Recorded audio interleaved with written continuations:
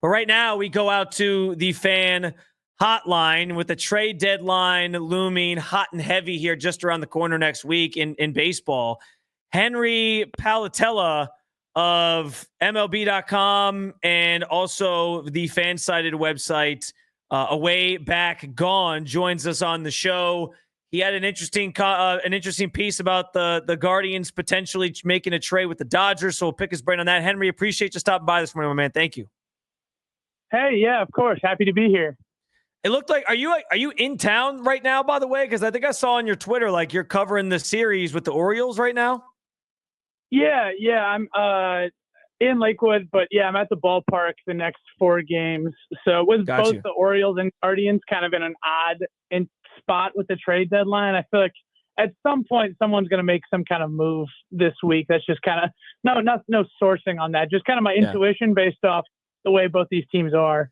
Yeah, I didn't realize you were a local guy. I apologize. But so you wrote this piece about how the Guardians can try to fleece the Dodgers in an Emmanuel Clase trade. And we know Emmanuel Clase has been one of the highly touted names in terms of potentially getting moved ahead of the deadline, with a lot of people now saying they're less likely to move him. But I'm assuming if they were going to fleece the Dodgers, they would obviously very much consider it. What does fleecing the Dodgers look like in your estimation if the Guardians were to pull the trigger? Yeah, I think the Dodgers have a reputation and have had given up like top prospects for relief pitchers. Yordan Alvarez was once a prospect for them. So was O'Neal Cruz. And they gave them both up for kind of middling relievers.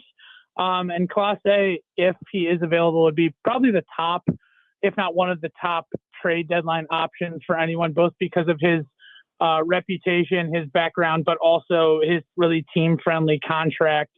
And I think any conversation would have to start with some kind of outfield. Jose DePaula, who just won the Futures Game MVP, is probably the top option. But the Dodgers, they have a good farm system, but they also have a track record of being really aggressive of giving away top prospects. And sometimes that works out well for them. Sometimes it burns them.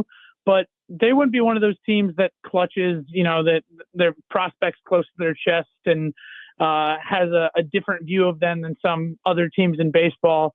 So any kind of conversation that starts with at least 4 or 5 MLB, if not in MLB or MLB ready prospects, I feel like you got to seriously consider that, because you'd rather be a year early on a reliever than a year late.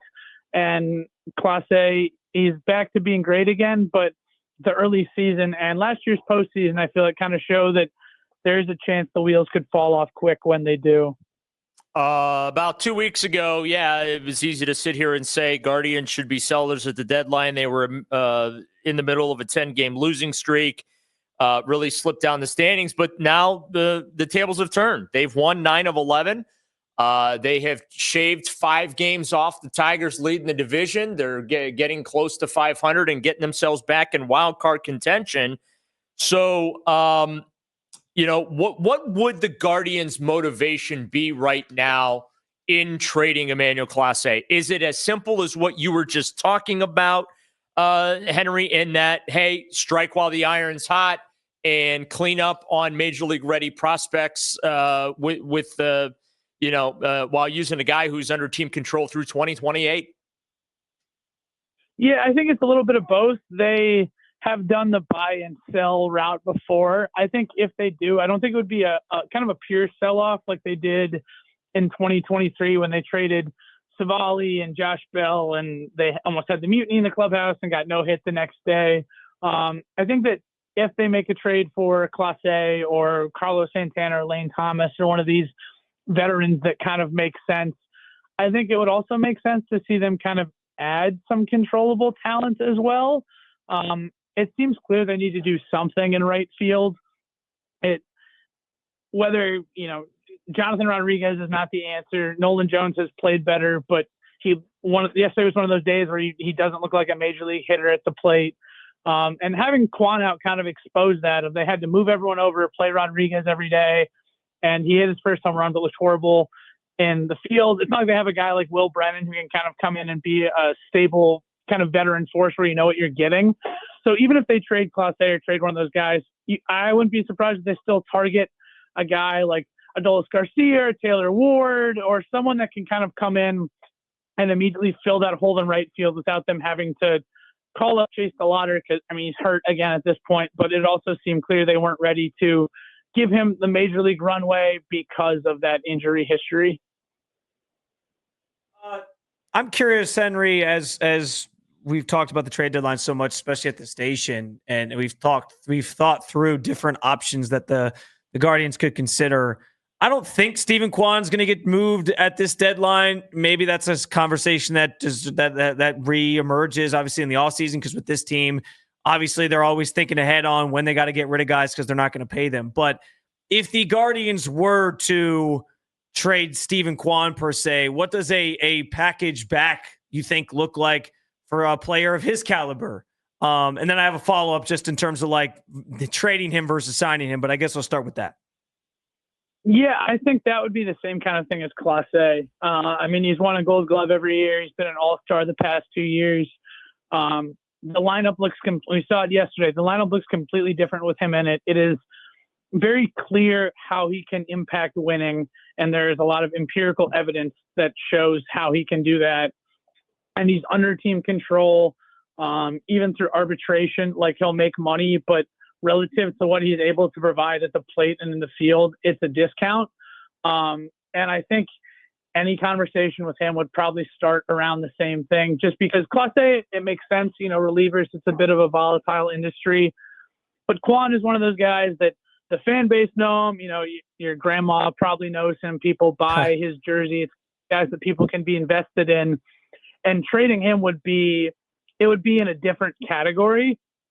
I don't think it is a coincidence that his name has popped up really for the first time ever in trade rumors over the past 2 months. Like, it seems clear that they are maybe not shopping him, but definitely considering what his market would look like and having conversations. And like you said, maybe that's something that gets picked up in the off season, because they always seem to be, again, whether it's worth it or not, a year ahead of guys. And when it comes to paying, like, he's going to get some kind of value when it comes to when he finally hits free agency. And we'll see if the Guardians are willing to pay that. But yeah, I think any kind of conversation with him probably starts the same way as Clase, honestly, if not a little more, just because of what he means to the team and the fan base. Henry Palattella joining us on the show. That is kind of where I want to go next to my follow-up in terms of paying him, because there's been some different numbers tossed around. I've heard people bring up, like, he'll get $30 million a year, but then it's like you realize he's a leadoff hitter without power, that, has taken a slight step back in terms of like his speed on the base paths. Like, there's reasons why maybe he wouldn't get that number. I've heard people say 25. I've heard people say 20. I've heard people say less. I guess, first of all, where do you think his price range sort of falls on like a per year average? And if you were the Guardians, because that's the other thing that's been debated, is like, is it worth paying a guy who has limitations in terms of what he offers the lineup, even though he's been such an important piece to this current lineup? Is it worth paying a guy that's just a leadoff hitter, or would it be more useful for the Guardians to maybe spend that money elsewhere? So, yeah, I think it would probably – I personally think it would be worth it, just because of, yes, he has limitations in terms of how his game – like, he's never going to be a guy that hits 25 home runs. But he's always – you can pencil him in at the top of the lineup, and very rarely is there an at-bat, one, where he looks overmatched, and two, he's able to see a lot of pitches. He's able to he's pesky on the base paths. He's really good in the field. His range, for whatever reason, has been down a lot this year. He hasn't been as good at getting to the ball, but his arm, he's one of the best arms in baseball. He, seemingly weekly has some kind of incredible outfield assist that saves the team a run. I think you think about a contract, so the biggest one that when I think about that comes to mind is the one that Gimenez signed that was 7 years and $106 million. I think it would be more than that, but probably when it comes to the year kind of thing, it would make sense for him maybe like a 6 or 7 year contract. And Gimenez's was between 15 and 23 million a year. And I think that Stephen Kwan, he has the same kind of defensive, different positions obviously, but the same kind of value that he brings defensively. But it's clear he's such a better hitter, even if he had like contact and just getting on base and that kind of thing. So I think any kind of contract would probably start at 25 million a year. then you add in, 5, 6 years, you're probably looking at between 125 and 150. And if in my mind, I've never owned an MLB team, but I think in my mind, you should be willing to pay that for a guy that like not only can, you've seen how you can win, but means so much to this team, means so much to this fan base. Is in my mind their best developmental story, position player wise, in the past 10 years. That's the thing that, yes, emotion should not be as big of a calculus when it comes to making those decisions, but you also need to think about the fact about selling tickets and showing the fan base you want to win. And that would be a move that would do both of those things. But we'll see. I don't think if it's going to happen, I don't think it would happen until arbitration is done, unless the Guardians are willing to overpay. So I don't think it's a story that's going to go away anytime soon. Guardians are 21-37 this season against winning teams. They're getting into the favorable part of the schedule, which has helped them get hot.